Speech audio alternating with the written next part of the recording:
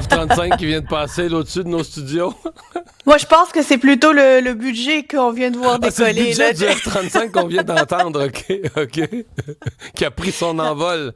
Oui, parce Qui qu'ils a vont nous pris son coûter cher, envol. là, hein, les avions qu'on a achetés. D'ailleurs, qu'on avait achetés sous les conservateurs, qu'on a annulés parce qu'ils ne savaient pas d'allure, pour les racheter finalement les mêmes un peu plus tard. Quelle saga ces F-35-là. C'est la vérificatrice générale du Canada hier qui nous a appris que, alors que Justin Trudeau, lorsqu'il a annoncé finalement revenir à la décision de Stephen Harper et que ça allait nous coûter 19 milliards de dollars, un budget qui avait déjà explosé entre les deux décisions, 19 milliards, ben c'est pas vraiment 19 milliards, ça va être 28 milliards de dollars plus 5,5 milliards pour la remise à niveau des infrastructures pour les accueillir. Alors, on est loin des chiffres qu'on nous avait présentés en 2022, là, et c'est dire parce qu'on se base sur les mauvais chiffres. C'est qu'on a fait en fait, quand je dis on, c'est le gouvernement fédéral, il a fait un effort pour nous cacher ces prix-là parce que en 2019, il y avait une étude qui sous-estimait les frais de l'achat de ces F-35.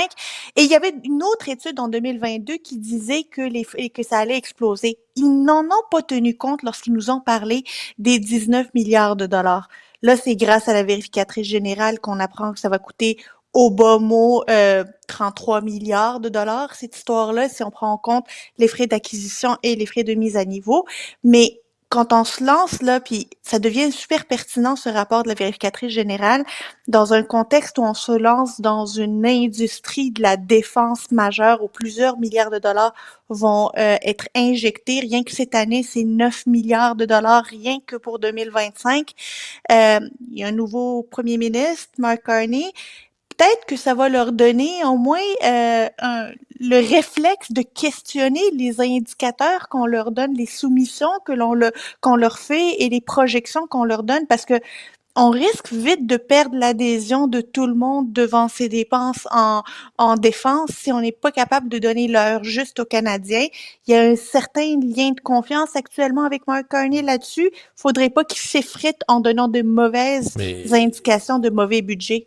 dans le cas des F-35, une des explications qu'on nous fournit, c'est qu'il y aurait le taux de change. Le dollar canadien, évidemment, ils achètent aux États-Unis. Le dollar canadien s'est affaibli. Semble-t-il que ce serait une partie de l'explication. Oui, une partie, c'est peut-être une partie de l'explication, mais Mario, 9 Non, non, milliards de différence, là. non, c'est ça. 9 milliards en taux de change, là, tu sais, à certains moments, Non, il va non, c'est pas. falloir nous dire la vérité, Donc, là. c'est comme la partie la plus facile à passer au public. J'ai l'impression que c'est pour ça qu'on nous l'a fourni. C'est la partie la plus facile à faire comprendre ou à faire passer au public. Ouais, Tu veux revenir sur ce que j'ai écrit ce matin, en fait, c'est que ouais. pour le G7, M. Carney, bon, visiblement, veut repositionner la politique étrangère du Canada, refaire l'influence du Canada, et il a invité des gens là, en parallèle, donc des chefs de gouvernement qui sont pas des pays membres du G7, notamment le premier ministre indien, M. Modi.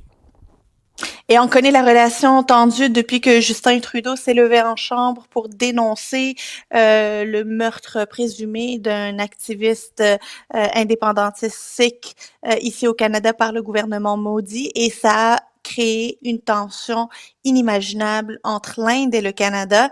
Finalement, le Canada s'est retrouvé dans une position où il était en conflit avec ben du monde, ben des puissances, notamment des puissances émergentes, puissances économiques, puissances militaires également, que ce soit l'Inde, que ce soit la Chine.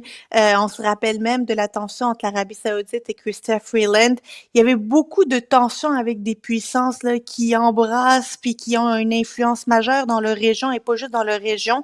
Et là, on voit un Mark Carney qui essaie de rafistoler ces relations-là, de réétablir un nouveau Hmm. contact, d'appuyer sur le bouton reset. Mais là, Il invite donc, La communauté sikh est outrée. Elle dit on devrait annuler cette invitation-là. On devrait pas accueillir M. Modi au Canada. et c'est là où je trouve intéressante ta chronique, parce que la question à se poser, notamment des députés libéraux qui font pression pour ne pas inviter M. Modi, est-ce qu'ils réfléchissent comme Canadiens qui doivent défendre le Canada comme fiduciaires de l'intérêt canadien, ou est-ce qu'ils réfléchissent comme des Sikhs, comme des Indiens, comme leur origine?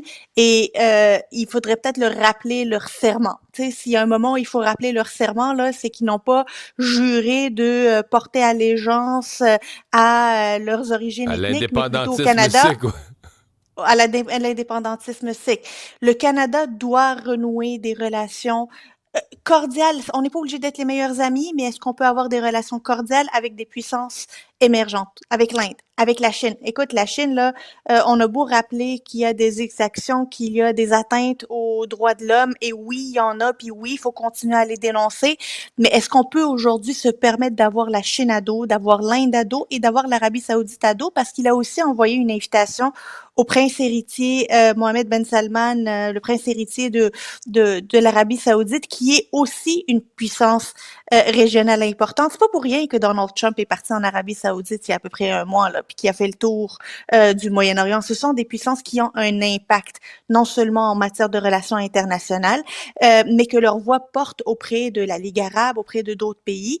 On est dans cette obligation-là d'entretenir des relations cordiales.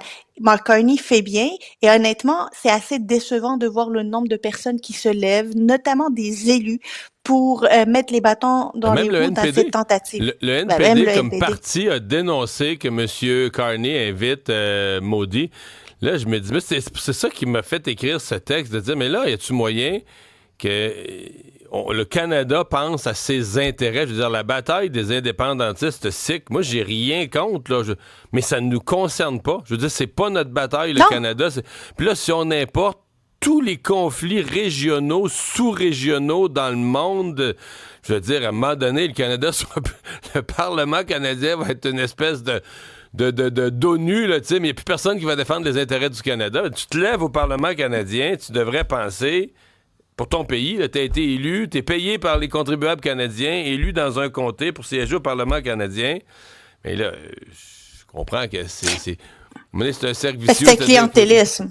Ah ouais, c'est du clientélisme. T'as été élu par des gens d'une communauté, fait que tu plais à cette communauté-là, puis tu penses plus global pour le bien-être du pays. Mais quelle sorte de pays que tu bâtis avec ça, je me le demande, là.